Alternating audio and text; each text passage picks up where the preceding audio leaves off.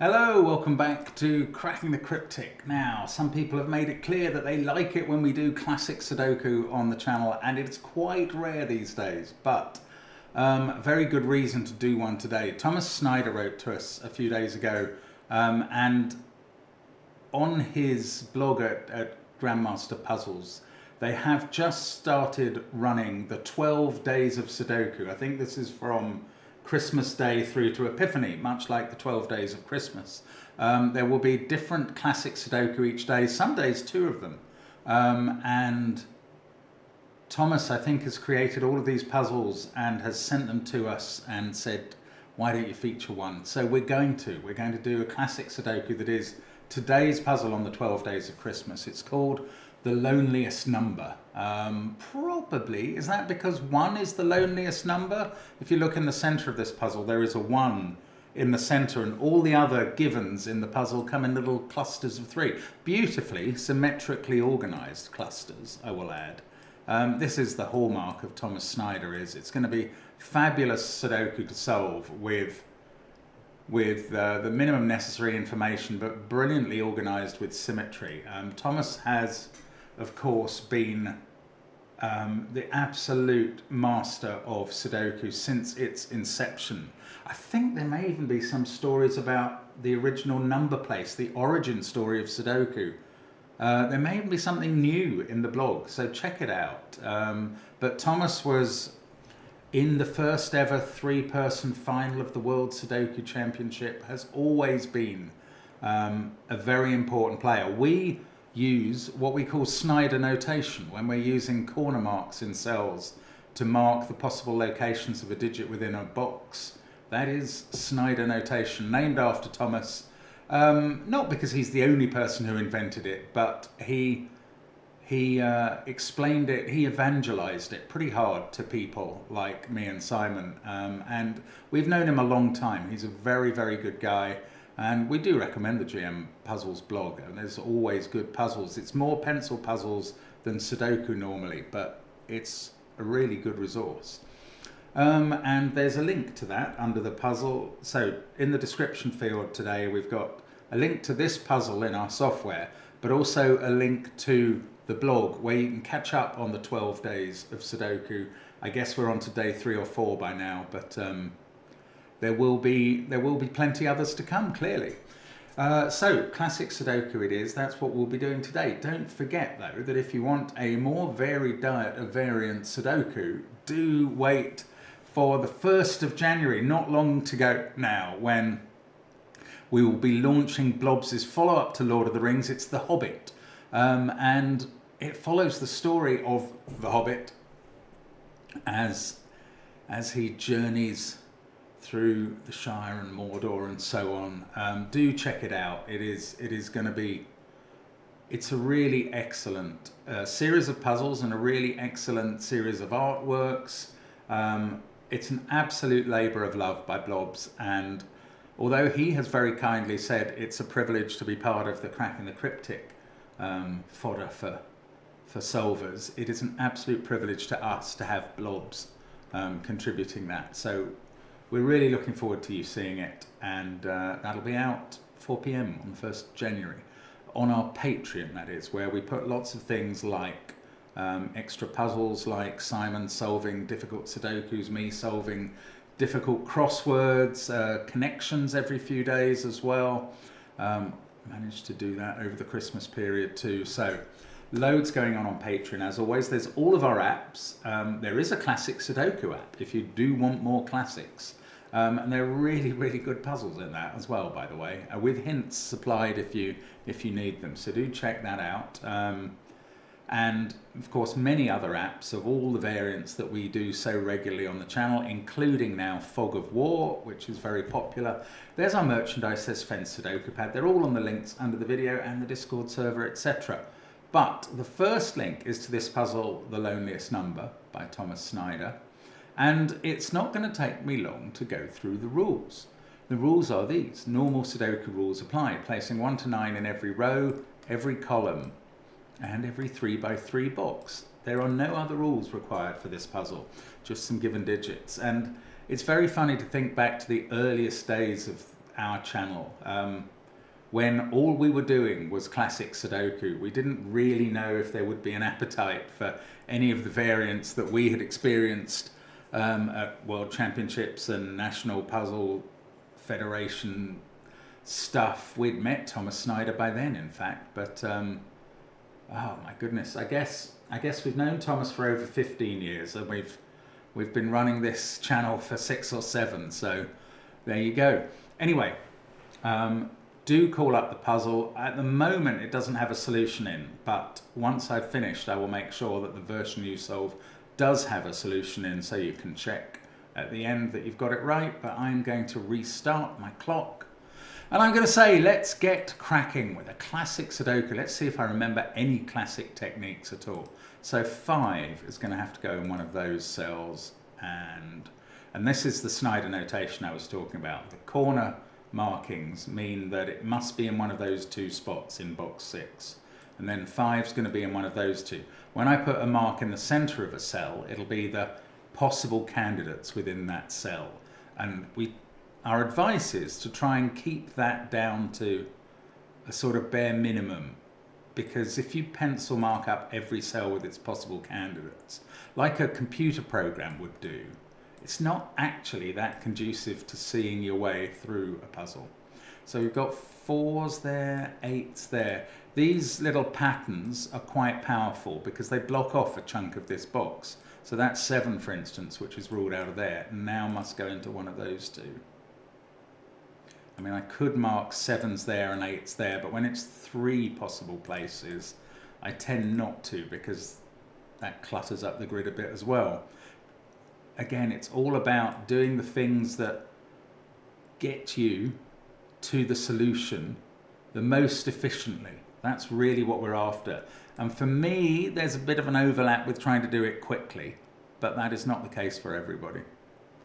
I am seeing, for instance, this can only be 1 or 9, but I'm not going to pencil mark that in because it's probably not that helpful a pencil mark.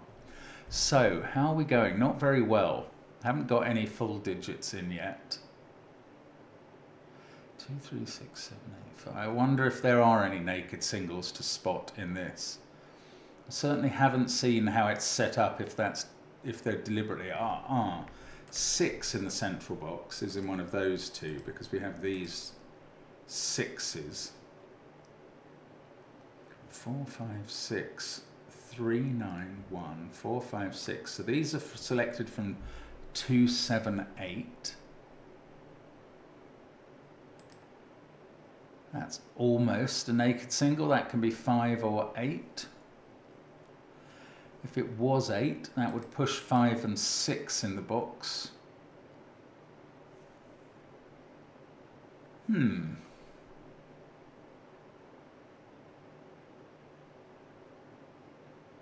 Okay, I'm still looking for a place to really break in properly. That could be only 4 or 5, I notice. 5, 6, 4, 1. This is 3 or 4. Not very many options there. That is 7 or 9. 1s, I mean, they're an X-wing in these cells. Oh, that's quite interesting. I don't like normally marking across box borders, but I'm going to just, oh, that doesn't have to be across box borders, because in these columns, there is a 1 in one of those 2 cells and one of those 2 cells. There are 2 1s in these highlighted cells, therefore they use up the 1s for those rows as well.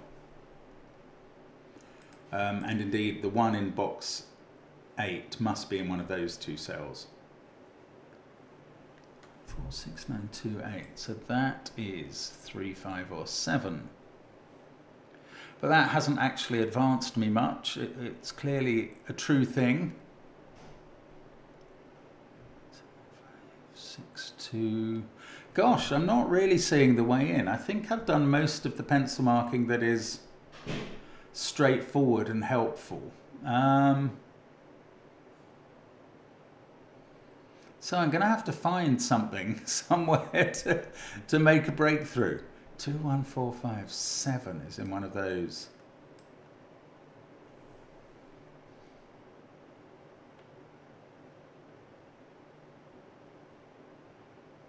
I am very tempted to fully pencil mark this central box. Let's just see what happens if I do. 7 has to be in one of those. 8 has to be in one of those. That's 1, 4, 5, 6, 7, 8. 2 is restricted out of those into these. 3 is in one of those. And 9 is in one of those. So that is the full markings in this central box, which I said I'd try and avoid doing, but there we go. I've done it, and it involves this cell being either 2 or 8, which would have been a little harder to see. 3, 4, that is 3 or 4. I did remark on that. That's 7 or 9, that's 5 or 8.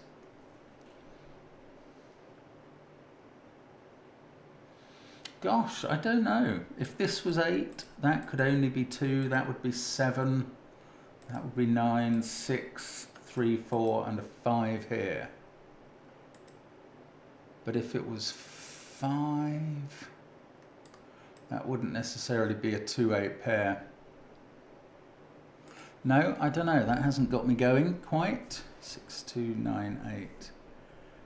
I mean, often the thing with these very good puzzles, these very hard puzzles, is finding a starting point is quite difficult. 9 and 7. This is 6 or 8.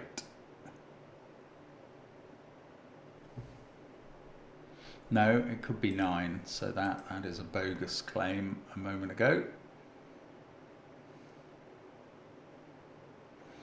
8 is restricted up here a bit.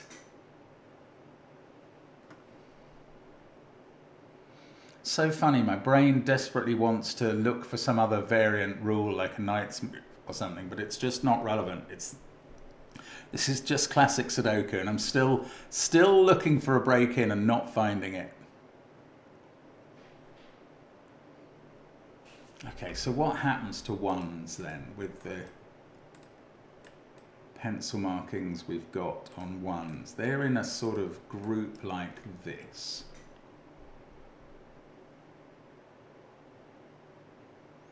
Oh, that's very interesting. Right. Given these 1 pencil marks that we made, that's ruled 1 out of these cells. Now there's another X-wing on ones that gets pushed up to rows 2 and 8. And now that rules out all of these cells from being ones. And now there must be 2 ones in the corners of this puzzle. It's another X-wing. Wow, that's really weird. So 2 of the corners have ones, but I don't know quite how to work that. Goodness me. So what is going on? 1, 7, 8, 4, 5. Everything else in this box. Look, this is now a naked single. As a result of having confined the ones, first of all to an X-wing there, then to an X... I'm going to just colour these to show it. Ones are in an X-wing in yellow. That rules ones in columns, and that must be in columns 4 and 6. Therefore, row 3 and 7 can't have any more ones, and therefore these purple cells are an X-wing on ones in columns 3 and 7, and that rules it out of anywhere else in rows 2 and 8. And you end up with 2 of the orange cells having ones in. Now the only places for ones in boxes 1, 3, 7 and 9 are in the orange and purple cells. And this digit, for instance, cannot be a 1, and it sees every other digit and must be a 9. It sees 3, 4, 7, 8 in the column, 5 in the box, 2, 6 in the row. So if it can't be a 1, that's a 9. And there is our first solved digit, such as it is. I'm hoping that there's a bit more to the puzzle. No, I'm hoping that those 1 placements let me find another naked single. Is this the one? 8, 4, 2, 3, 6, 9 and 7 are all impossible. Now that we know 1's impossible, that's a 5. So that's a 5. I mean, what a beautiful setup. One of those is 5. I can assure you, this is absolutely deliberate by Thomas. This is the level of skill the guy has. Absolutely amazing to me. Now, how about these other cells then in the corners for symmetry? 8, 7, 3, 4, 9, 5. If that can't be a 1, it's 2 or 6. That's not quite as strong. This one, wow, 6, 7 or 9. No, that hasn't continued. So 5 is in one of those 2 cells now. We got this 9 and I've placed possible 9s as a result. I got that 5. I've got a 5 X-wing between those pairs of cells. 8, 5, 7. I'm already enjoying this a lot. And we're not very far in. That is 1 or 9 by Sudoku. This one is 1 or 6. That's 1, 2 or 6. And this one is 1 or 5.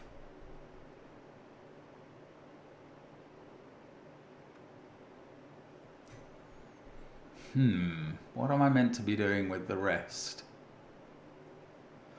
8, 5, 1, 7, 2, 9, 6. This is 3 or 4 by elimination.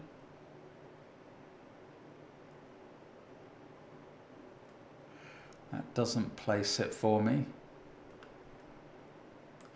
Goodness, I mean, I am beginning to feel tempted to mark in some candidates into cells in case it helps, but I haven't seen anything yet. That is 1 or 5. This is 1, 2 or 6. That's 1 or 6. So 4 and 3 in this bottom row. 4 is there or there. 3 in one of those 3 cells. I think I'm looking for the wrong things again.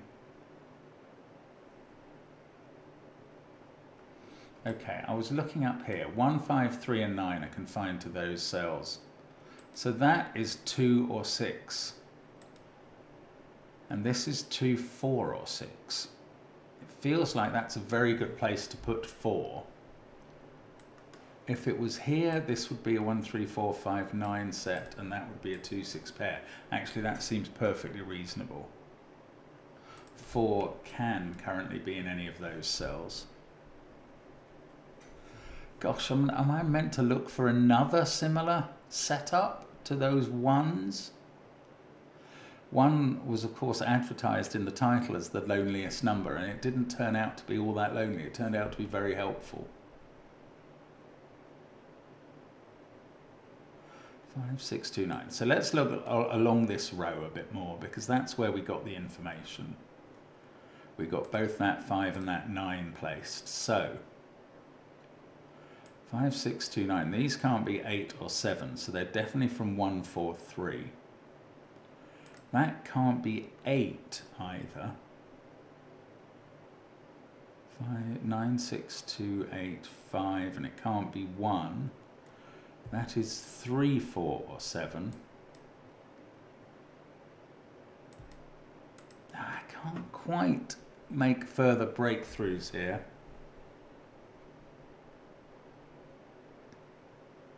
I'm just going to need to find something else, so bear with me.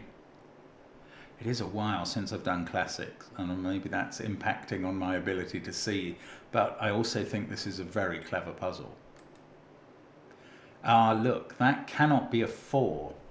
Right, what I should have done up here is marked 4. Once I got that 5, is marked 4 into one of those cells. There we go, and that places 4 beautifully in column 3. Once 4 is there, we know where 1 is in the purple X-wing. That tells us where 1 is in the orange X-wing. It doesn't resolve the yellow one, but it does let us take out orange and purple as colours in the puzzle. And we've placed a bunch of 1s. Now, that's a naked single 9 now. That's all it can be. We've got 6 and 7 still to place in column 1. That is a naked single 8. It sees 1, 2, 3, 6, 7, 9 in the row, 4, 5 in the box. That, I can finish row 1 entirely.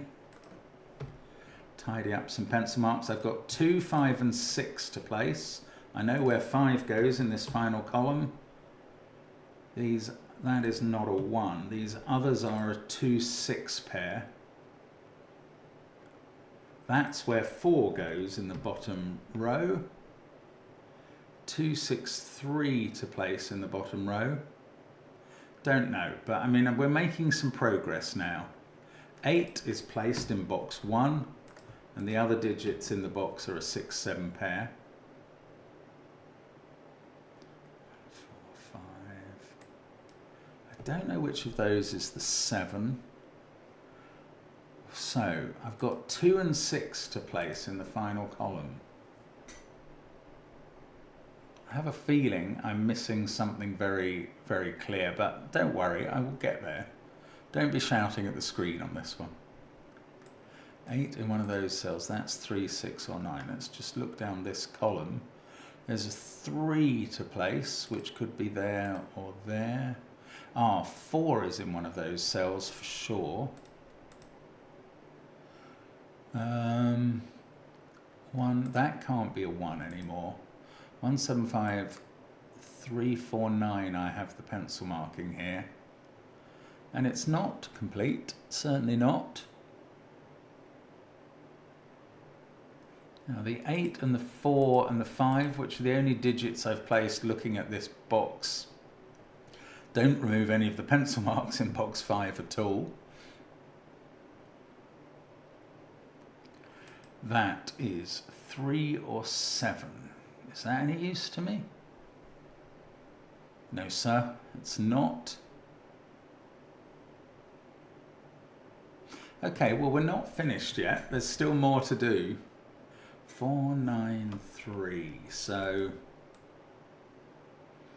how are those going to work? Still got 7 in one of those. 8, 5, 1, 4. Oh, this is naked now. Right. 1, 5, 8, 4, 7 in the box. 6, 2, 9 in the row. That's clearly a 3. And that lets me finish off row 8. That took a while to find when it should have been a bit easier than that. But that's fine, as I said. Don't be shouting at me. I'll get there. 9, 2 and 6. 2, 3 and 6 in this box still to place. So what did we get to place there? 7 and 8. 8 is in one of those cells. 7, 4, 5, 1, 2, 8's in one of these.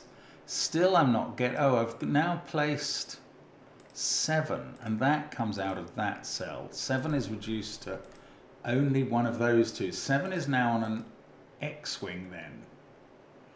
Can I use that one? Going to colour it. The violet X-wing is where 7's...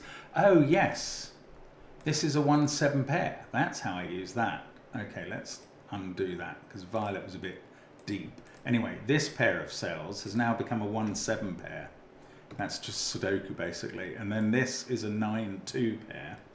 Now, that is going to tidy up some pencil marks. In fact, given the pencil marks I made in the central box, and the fact that I'm remembering they are exclusive, this has to be a 6 now. It can't be anything else. It's basically become naked based on that pair. So, we've placed 6 there. Doesn't let us quite finish off the central box. We have 3 and 5 to place in the central column.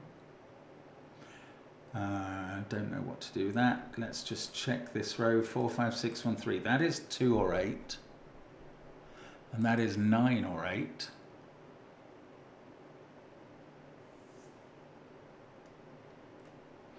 No, not done with that yet. So, am I not able to actually use that 6 or this 1-7 pair? Yes, I am. They're looking at that cell. So that's a 6, that's a 7. That places 7 here, and this must be known in the column. It's a 6 to finish it off. Now I can place 6 there in row 4. One of those is a 4, so that is not a 4. And now I can place 4 in the central box. I was hoping that would unwind the whole central box. I don't think it does. We have a 389 triple here, so that's 6 in the column. That's 9 and that's 2, and box 7 is finished. That one can't be a 9 for what it's worth. 3 and 6 going down there. That's a 2. That's a 2, 4, 8. This is 2. Can I finish box? Well, that lets me do this pair, and that will let me finish box 3, which was what I was after. 6 and 3 there. Now we're going along very nicely. This is a 135 triple. Let's get rid of the colouring because it's very much done the job it was meant to be doing. 135 there. The 3, 8, 9 here. Look, 3 and 8 have appeared in this row, so that's the 9. And then in this row we now need this to be a 2, 7 pair, and we can write them in. That becomes 8, 5, 3, 9 according to the pencil marks. And there we go. That really is a lovely puzzle. Just reminds you of why classic Sudoku is sometimes absolutely excellent. And I will say this, that it very rarely is excellent in